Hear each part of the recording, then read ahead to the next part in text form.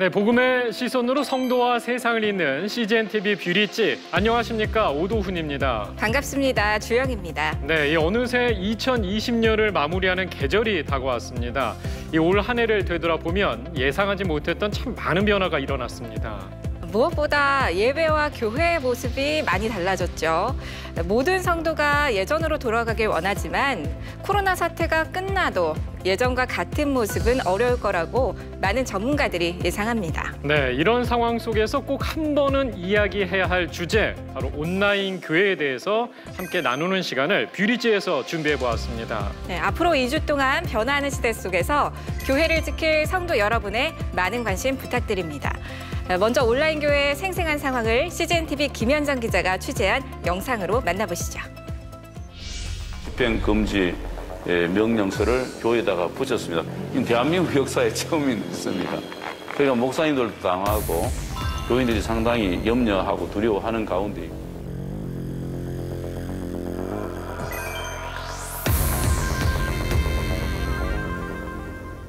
온라인 교회가 대면 예배보다 더 집중해야 돼요.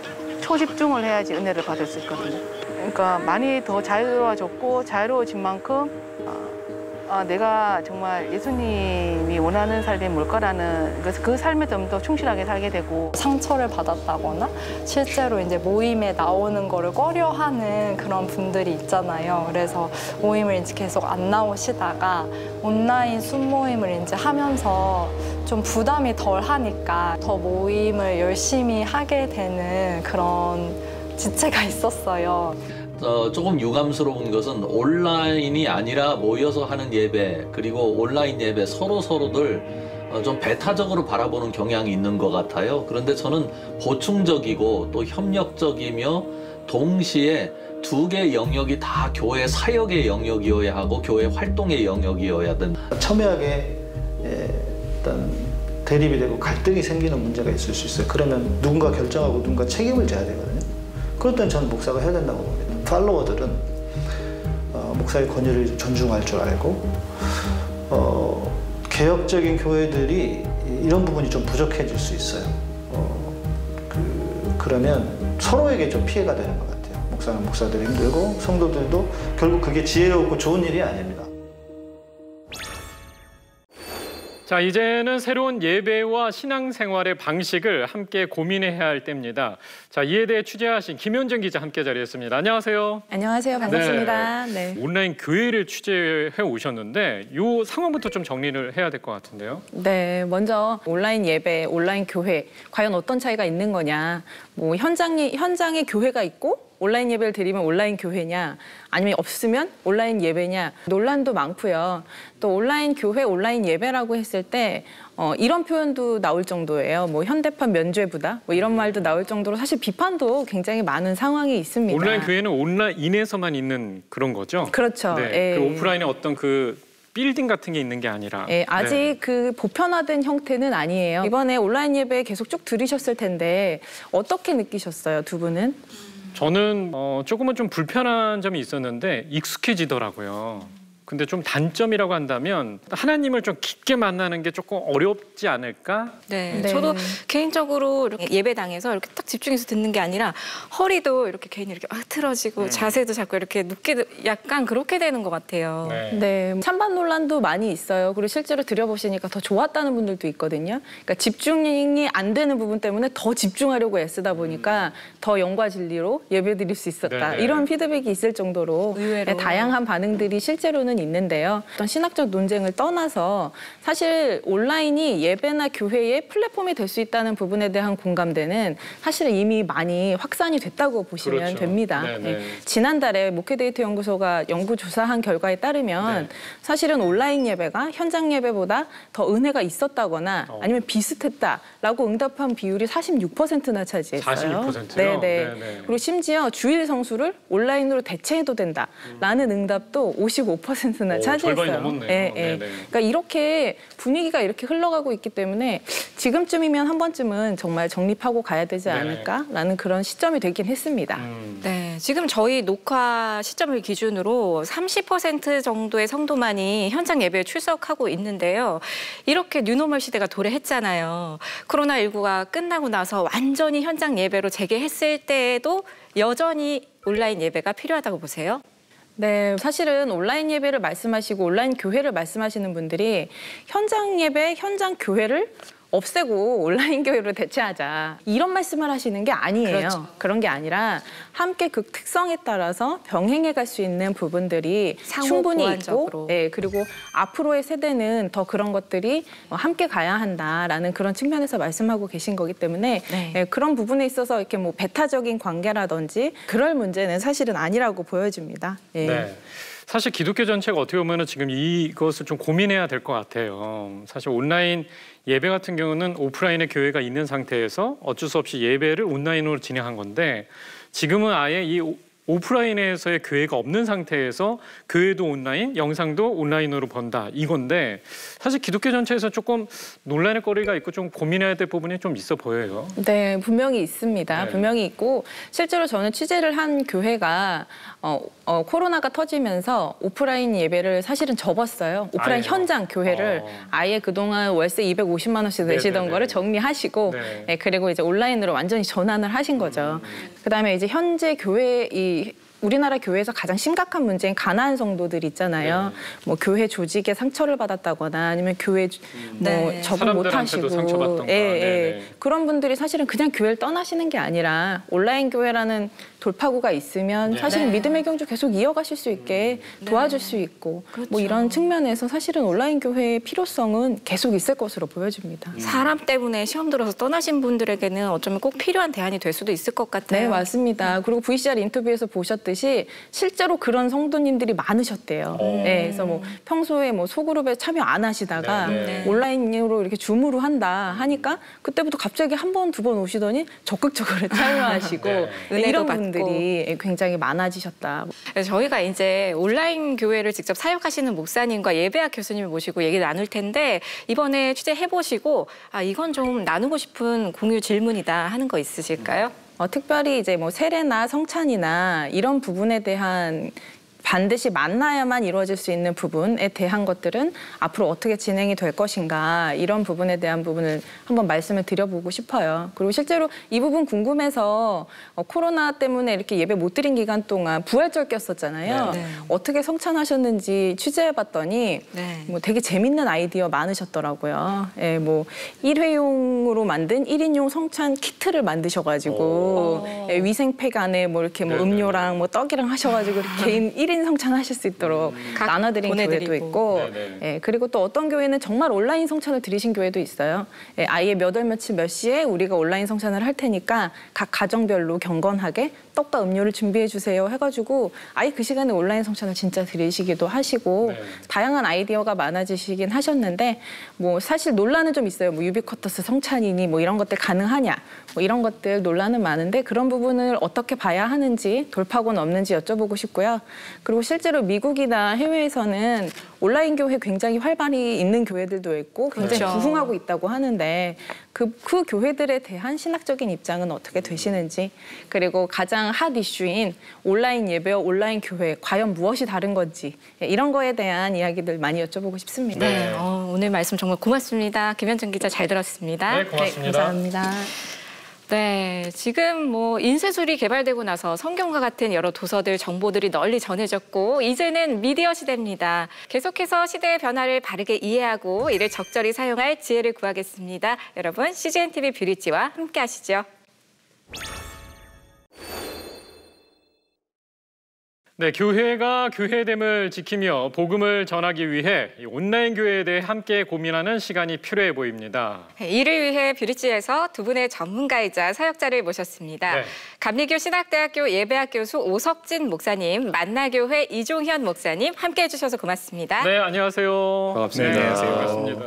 두 분 모두 이 교회를 섬기는 이 교육자시잖아요. 현재 온라인 예배, 교육 이거 관련해서는 어떻게 좀 진행되고 있습니까? 먼저 오숙진 목사님께서 말씀 부탁드릴게요. 네, 아무래도 제가 몸담고 있는 곳은 학교이다 보니까 네. 저희 학교 같은 경우는 뭐 대부분의 수업들이 다 온라인으로 전환이 돼서 이루어지고 있고 채플 같은 경우는 채플실에서 소수 정예 인원들만 모여서 그 방역 수칙을 잘 준수하면서 드리고 그것을 온라인으로 중계하면서 재학생들은 그걸 시청하면서 뭐 출석 체크도 하고 또 예배도 드리고 그렇게 진행하고 있습니다. 지금도 그렇게 출석하지 않고 계속 온라인 예배를 드리는 건가요? 예, 맞습니다. 교육도 다 그렇게 이루어지는 거고요? 예, 100% 현장에서 하는 것들은 아무래도 여러 가지 이슈들도 있고 어려움이 있기 때문에 원격을 통해서 라이브라든지 혹은 사전 녹화를 통해서 100% 수업이 진행되고 있습니다. 네, 목사님은 어떠십니까? 네, 저는 교회 현장 얘기를 좀 드려보면 좋을 것 같아요. 네, 좋아요. 예. 이렇게 이제는 예배가 이제 허용이 됐지만 이제 비대면 예배 또 드릴 때도 있지 않았습니까? 근데 성도님들이 이런 얘기를 하세요. 이제 예배도 안 드리고 성도님들 신방도 안 오시니까 목사님들 요즘 조금 한가하시죠? 이런 말씀을 좀 하십니다. 서운해요. 외계에서 온 게. 바쁘시잖아요. 저희가 지금 어떻게 하루가 돌아가는지 보면 우리 목회자들이 일단은 출근을 합니다. 저희 교회 같은 경우에는 이렇게 한 층에서 모든 목회자가 같이 근무를 하거든요. 그래서 아침에 커피 한잔 하고 이제 얘기 나누고 그러다가 이제 한 사람씩 한 팀씩 사라져요. 네. 카메라를 가지고. 예. 그래서 주말에 이제 우리 성도님들에게 보여드릴 예배라든지 여러 강의라든지 또 우리 성도님들을 또 줌이나 이런 온라인 화상 회의 툴을 이용해서 이렇게 신방을 하려고 목회자들이 이렇게 사라집니다. 그러다가 이제 주말이 가까우면 목회자들이 집을 안 가요. 찍어서 또 들으면서 어디서 자를지 또 자르고 맞습니다. 편집하고 또 자막도 왔다가. 넣고 또 아시겠지만 또 이렇게 욕심이 또 한도 끝도 없다 보니까 이게 어떻게 보면 목사님 일보다는 방송 일 쪽의 일을 더 많이 하는 듯한 느낌이 있겠네요. 그게 참 현실적인 고민입니다. 지금 뭐 온라인 교회는 코로나 때문에 출연한 것이 아니라 코로나가 그냥 논의를 앞당겼을 뿐이다라고 이종현 목사님께서 말씀하셨잖아요. 지금 운영되고 있는 온라인 교회는 어떤 과정으로 진행된 건가요? 네, 말씀드린 것처럼 저희 만나교회는 2000년대 아까 말씀드렸듯이 초반부터 이제 온라인 예배를 시작했습니다. 그 이유가 뭐냐면 예배에 소외된 성도님들이 너무 많은 거죠. 해외로 이렇게 유학을 가셨거나 주재원으로 나가셨거나 또 어떠한 질병으로 인해서 병원에 계시거나 이분들에 대해서 어떻게 예배를 드릴 수 있도록 하면 좋을까라고 해서 홈페이지를 통해서 먼저 예배를 스트리밍하는 걸로 시작을 했죠. 근데 그러다 보니까 가나안 성도들이 또 걸리는 겁니다. 요즘에는 이제 100만이 넘어간다고 하는데 그분들의 예배가 멈춘 거예요. 예, 교회에서 나왔는데 예배를 드릴 곳이 없는 겁니다. 그분들을 또 이제 예배가 계속되도록 하다 보니까 예배를 온라인을 통해 보여드리는 것에서 더 나아가 온라인상에 등록을 받은 다음에 목회자를 매칭해서 그들에게 목양 서비스를 제공하는 그런 것까지 또 나아가는 2단계. 그때가 이제 저희를 온라인 교회의 시작이라고 시작을 하는데요. 아까 또 말씀하셨듯이 온라인 교회와 온라인 예배의 차이점이 무엇인가라고 말씀하셨는데 온라인 교회는 예배뿐만이 아니라 목양, 교육, 훈련, 선교, 나눔, 구제 이런 등등 교회가 행하는 많은 분야의 사역들을 온라인을 통해서 행할 수 있는 교회가 온라인 교회다라고 말씀드릴 수 있을 것 같습니다. 사실 그 온라인 예배를 하고 또 온라인 교회를 할 때 온라인 예배가 관전으로 가고 있다. 예배처럼 가야 되는데 그냥 동영상 보듯이 이렇게 관전처럼 간다는 그런 개념이 좀 있거든요. 거기에 좀 연장선상 안에서 세례식 또는 성찬식 우리가 식이라고 얘기하잖아요. 그게 온라인으로서 할 때 이게 어떻게 봐야 될지 신앙적인 관점과 신학적인 측면에서 좀 분석을 해봐야 될 것 같아요. 또 교계에서 또 교편을 잡고 계시니까 더 잘 아실 것 같은데 어떻습니까? 저는 사실 이것을 할 수 있느냐 없느냐, 가능하냐 안 하냐에 대한 물음을 하기에 앞서서 두 가지 질문으로 좀 생각해 볼 수 있지 않을까 생각이 됩니다. 첫째는 우리가 하나님의 전지전능하심에 대한 믿음을 갖고 있는가? 그리고 두 번째는 이것이 정말로 성도의 유익을 도모하는가? 우선 첫째로 보면은 사실 그 하나님께서 아들 예수 그리스도를 통해서 우리를 대속해내신 그 구속의 은총, 지속적으로 그것을 기념하고 또 그것이 과거의 사건으로 머무는 것이 아니라 현재 우리의 죄를 또한 깨끗이 씻어주는 그 현재화하는 사건이 바로 예배의 현장입니다. 또 그것이 교회의 목적이자 사명이기도 하죠. 그렇기 때문에 그 예배자의 믿음, 그리고 우리가 이것을 끊임없이 우리 성도들의 유익을 위해서 도모하게 되는 어떠한 수단, 이러한 관점에서 본다면 사실 세례든 성찬이든 어떠한 것이든지 간에 이 온라인의 세계 또 오프라인의 세계에서 가능하지 않나 그렇게 생각합니다. 정리를 하자면은 믿음이 가장 중요하고 어느 장소나 그런 게 중요한 게 아니라 두 번째는 성도한테 과연 유익이 있느냐. 네. 이 두 가지가 가장 중요하다는 네, 말씀이시잖아요. 네, 알겠습니다. 네, 그러면 이어서 이종현 목사님께서도 한 말씀 해주시겠어요? 예, 그래서 저희가 온라인 성찬을 진행했거든요. 네, 어땠어요? 예, 사실은 초반에 시도하기 전에 굉장히 많이 두려웠습니다. 욕 먹을까봐 예, 굉장히 많은 사실 논란이 있지 않습니까? 첨예한 대립이 예, 있으시겠네요. 특히 장로님이나 어르신들은 조금 불편해할 수도 있을 것 같은데요. 예, 그렇죠. 네. 특히나 이제 보수적인 입장에 계신 분들이 굉장히 많이 불편해하시고 그랬는데 저희가 올해 그 고난 주간 새벽 예배 때 온라인 성찬을 진행을 했어요. 저희는 예배 때 그 실시간 채팅창을 열어두거든요. 그때 이제 성도님들이 예배 때 받은 은혜와 그 감격과 또 이렇게 기도 제목도 올리시곤 하는데 하나를 소개하자면 어떤 이렇게 믿지 않는 남편과 함께 살고 있는 여자 성도님이셨는데 믿지 않는 남편이 또 이렇게 함께 하는 그런 과정 속에서 자기 생애 최고의 성찬이었다라는 그런 오히려. 댓글을 또 올려주셨더라고요. 물론 공격 당할 수 있는 여지는 굉장히 많습니다. 그럼에도 불구하고 성도들의 유익과 또 믿음의 기초에서 저희가 진행을 했어요. 그리고 또 저희가 온라인 교회 하면 논의되는 중요한 것들 중에 하나가 리더십이나 소속감이 조금 부재하는 것이 아니냐 이런 말씀들을 하시잖아요. 이에 대해서는 어떻게 생각하세요? 충분히 그렇게 이야기 될 수 있습니다. 사실은 이것들이 너무나 처음 겪어보는 시간이고 경험이라서 생경한지라 좀 어려운 것이 사실이죠.